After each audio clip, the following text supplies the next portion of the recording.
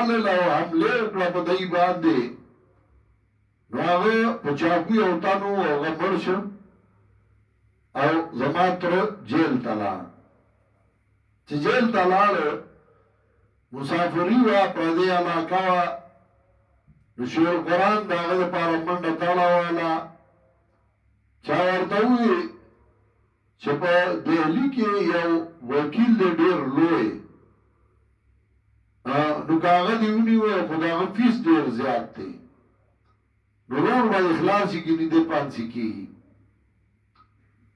شیخ القرآن بیا هغه سره به څه کوم هغه له به بل وکیل نیسې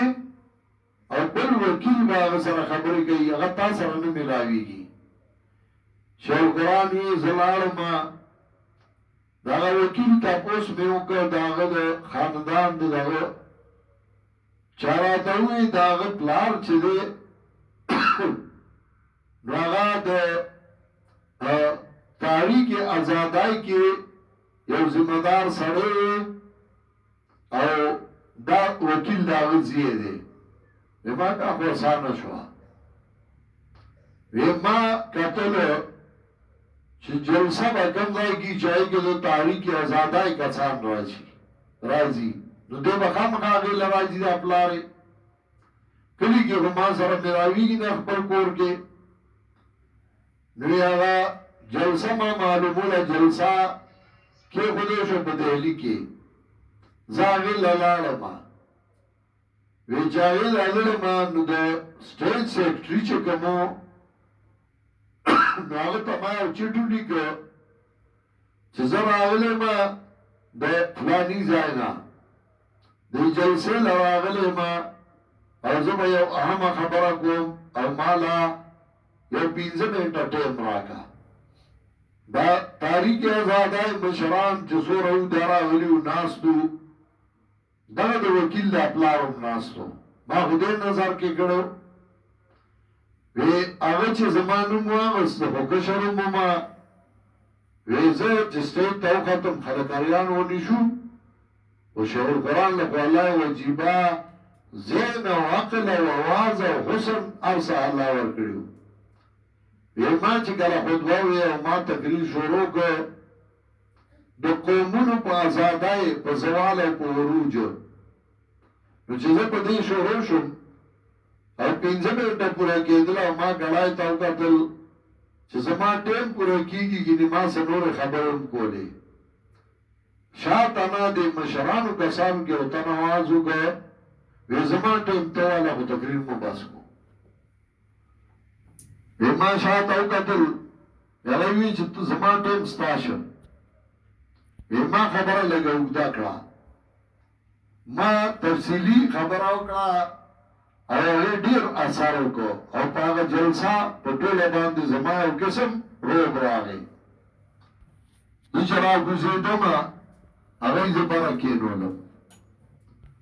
وی د دې وکیل دا پلار چې و وی دی ما ته وایي چې ما سره به چا له لار نه شي ما همدکه غوښتل ما ورته وایي چې لاړ به شم خیر دی یو کپ چای به وڅښو وی زه هغه سره لاړم د هغه ځای ته جلسه ختمه شوه لاړو وی چې کېناستو نو ما په قرآن باندې خبره شروع کړه چې قرآن د ازادۍ تحریکونه څنګه ښیي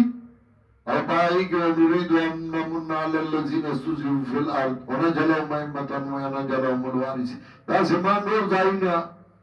او د قرآن علوم هغه ډېر زیات متاثر شو وی ما ته وایي چې ته څنګه د هلته نه څنګه راغلې وی ما ورته وایي چې اصل کې زه راغلی خپل کار لرم خو خبر شوم نو زه هم ازادي د دې ملک غواړم وی څه کار دی وی ما چې یاره دلته یو وکیل دی او هغه سره ملاوېږم خو وایي چې هغه سره ملاوېدل ګران دي وی کوم وکیل ما فلانې بیا خو زما زیه دی هغه سره ستا ملاوېدل څه ګران دي اوس به یې راوغواړم زوی دی خبره لېږه هغه راغی وی زوی ته وایي چې دا سړی دی دا زما مېلمه دی او د ده څه کار دی نو خبره یې ښه په غور واوره او ګوره دا داسې وګڼه لکه زه د هر څه ذمه داري به زما وي. زوی ما ته یې څنګه راغلی ما ورته خبره کړې فایل درسره شته ما یاو ما فایل ورکړ یو 10 منټه ما سره خبرې مه کوه دا فایل ګورم فایل یې وکوته ویې ما ته وي چې زه به تاریخ له درشم ته بېغمه شه یو تاریخ له به زه پیشي وکړم په دویم تاریخ به انشاءالله ستا روغ ازادي ته بېغمه شه ما ورته وي چې فیسه وی چې فیس تا نه اخیستی شم دا خو د پلار حکم دی او زه به ستا نه څنګه فیس وهلم او هغه سره ما څه خبرې وکړې د قرآن متعلق وی دا تا چې ما له څه راکړل دا د ډېرو فیسونو نه غوره دي د دې ما سره ډېر قدر دی وی ما د جهاز ټکټ خو چې والم که نه وی نه اب هم زه خپله هلم یو تاریخ له راغی چې دویم له راغی کیس ختم کړ زما رو راووته د کوم ځای نه روانه کړه خبره او کوم ځای دی ورسول خيار سره دا کار کوي کمقل سره په یو ځل په یو ورتي روان سره روان کی